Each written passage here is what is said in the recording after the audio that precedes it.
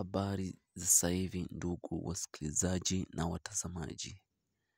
Kwa majina naitwa Muntu wa Bantu kutoka Afrika zoni ya Tanganyika.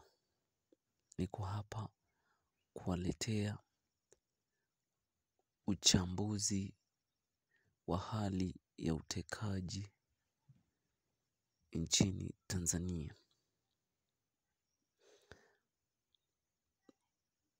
Kwanza kabisa,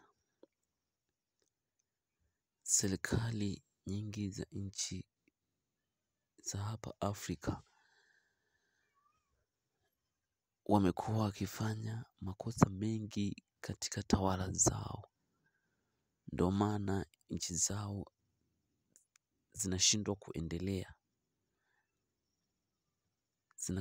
Zinashindwa kuendelea na zitaendelea kukawia kupata maendeleo kulinganisha na nchi za mataifa mengine nje ya bara Afrika. Ni kwa sababu viongozi wengi wa nchi za Afrika wana mambo ya hovyo sana. Ni viongozi wa hovyo, ndio maana nchi zao haziendelei. Japokuwa sasa hivi Waafrika wa kizazi kipya hawatakubaliana au hatuwezi kukubaliana kuona mambo ya hovyo katika nchi zetu za hapa Afrika. Tutahakikisha kila aina ya uongozi wa hovyo hapa barani Afrika unaondoka, unafutiliwa mbali kwa namna na njia yeyote. Na ndio maana unaona Afrika Magharibi nchi ziko zinapinduliwa, ni kwa sababu walikuwa wakiongoza hovyo. Uongozi wa hovyo, mambo ya hovyo sana kabisa hapa Afrika. Wewe fikiria kama nchi za Afrika Magharibi toka zinapata uhuru, nchi kama Burkina Faso, Niger, Mali na nyinginezo walikuwa wakitoa ushuru kwa mabwana zao wa ukoloni, Ubelgiji na Ufaransa. Yaani hazina ya nchi ya Burkina Faso na Mali na Niger, benki ya hazina ya nchi hizo ilikuwa ipo Ufaransa. Hebu fikiria Afrika ilivyokuwa na viongozi wa ajabu, viongozi wa hovyo ambao hawastahili fadhila wala shukrani yoyote isipokuwa ni kupinduliwa na kuondoshwa madarakani kama mbwa. Afrika hatutaweza kuvumilia mambo ya hovyo kama haya. Nchi nyingi za hapa barani Afrika zimekuwa zikitekeleza mambo ya hovyo hovyo. Mfano, nchi nyingi hapa Afrika huendesha siasa za uongo na demokrasia za ujanja ujanja kwa maslahi yao tu watawala walioko serikalini. Halafu wananchi wakizungumza ama kukosoa, wakifanya makosoa yote au kupinga kwa kusema kwamba sisi hatujaridhishwa na kiwango cha ubora wa utawala wenu, kukamatwa na kupotezwa kusikojulikana. Serikali za ovyo za namna hizi zinatakiwa kufutiliwa mbali. Pia viongozi wengi wa nchi za bara Afrika wana maono au hawana maono makubwa na mikakati ya kufanya katika nchi zao ili ziweze kuwa na maendeleo makubwa. Hukalia tu mambo ya hovyo yasiyokuwa na msingi ambayo hayana maslahi kwa watu wao badala ya kufanya mambo na mikakati yanayoleta maendeleo na maslahi makubwa kwa ajili ya watu wao. Ni kusifiana tu ujinga. Kwa mfano, kuhusu issue ya utekaji nchini Tanzania, kuna kiongozi mmoja wa chama tawala CCM ambaye ni askofu wa makanisa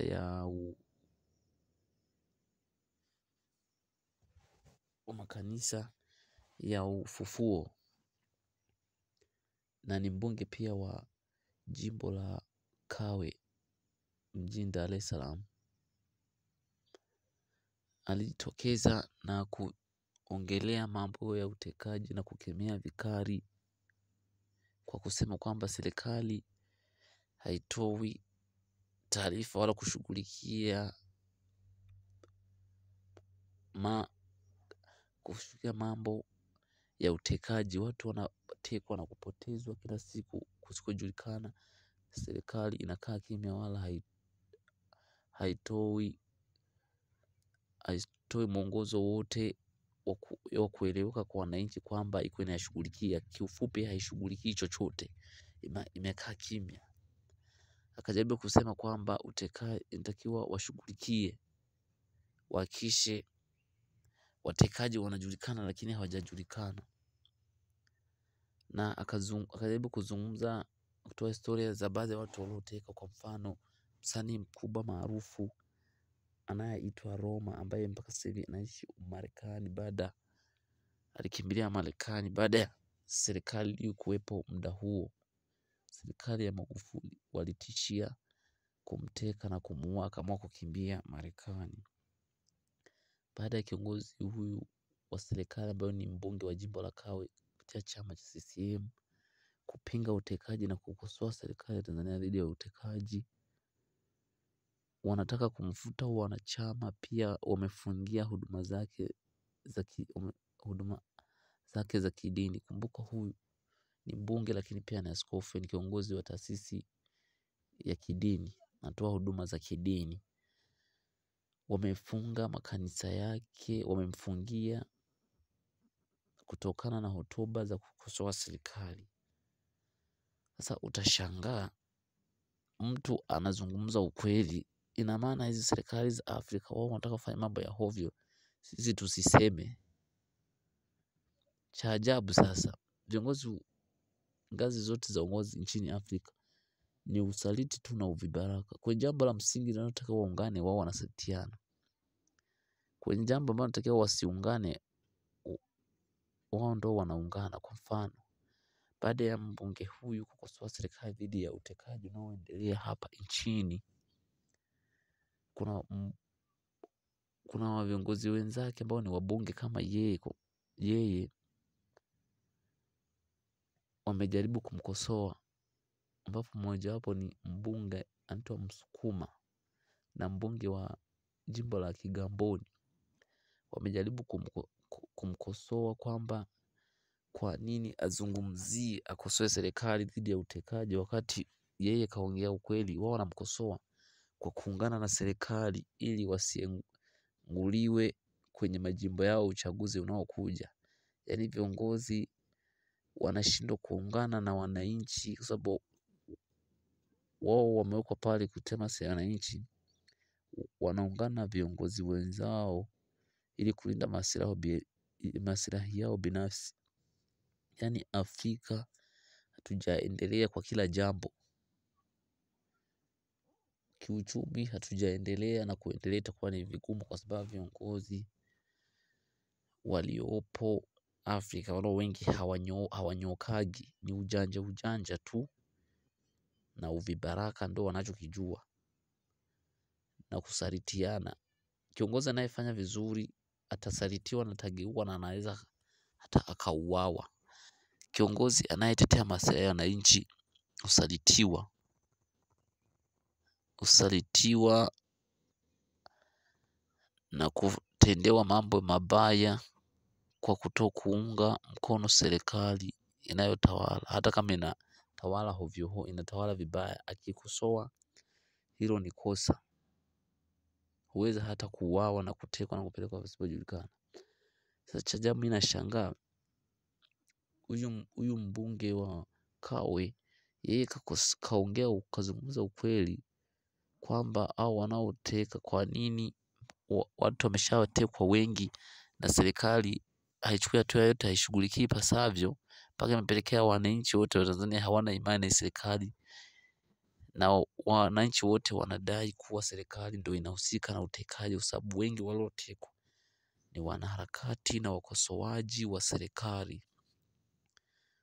Ukianzia wale wote walioteka na kuuawa walikuwa wa Chadema, kina Beni Sanane, Ali Kibao wa Chadema alikuwa ameuawa kwenye msitu wa Ununio, Dar es Salaam. Na huyu mwanaharakati mkubwa ametekwa hizi siku za hivi karibuni, Mdude, na yeye amechukuliwa imani wake na kupotezwa mpaka sasa hivi hajulikani alipo. Halafu serikali wao wanategemea tukae kimya kwa kuambiwa eti kuna amani ya kipumbavu, amani ambayo anapotea mtu mmoja tena anayedai haki. Cha ajabu, wanaopotea ni watu wanaokosea serikali na wanaharakati na walioko chama pinzani. Sijaona walioko chama tawala cha CCM wakitekwa na kupotezwa kusikojulikana kama wanatii. Wana CCM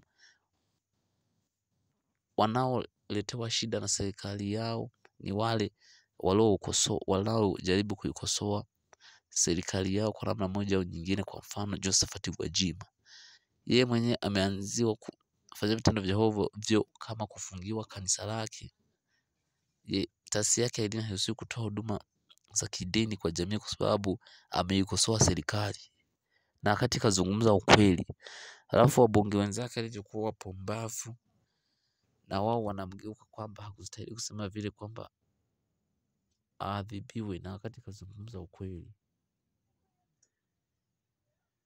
Hii ndio shida ya Afrika. Pia serikali za Afrika zinataka zijue sisi Waafrika wa kizazi kipya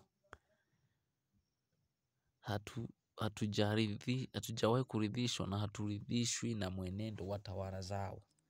Hatuamini kuwa wanatawala kwa kiwango kinachostahili kiasi kwamba wasipingwe. Tena serikali nyingi za Afrika zingestahili kupinduliwa, maana wanaongoza hovyo. Uongozi wao ni wa hovyo, wa mambo ya hovyo.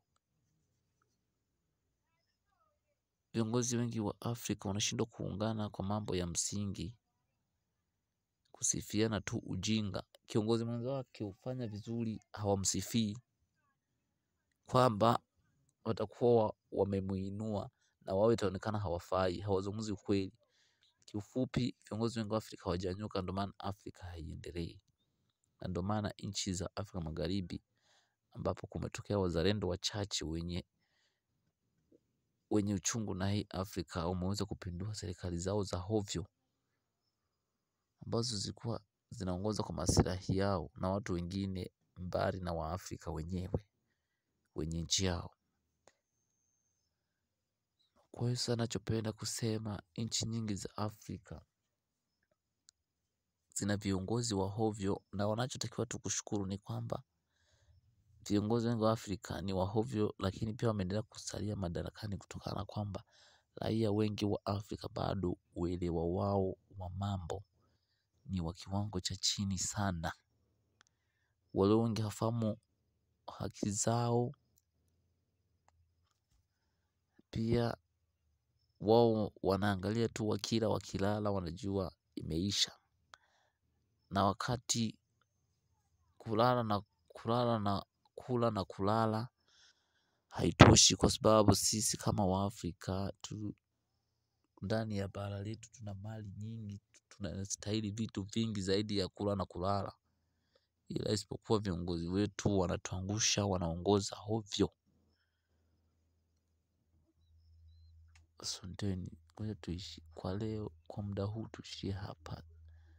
Jiandae kwa ajili ya kupata sehemu ya pili ya mwendelezo wa uchambuzi wa mambo yanayoendelea ndani ya serikali za Afrika. Hali ya mambo, hali ya serikali na utekaji hapa Afrika. Asanteni.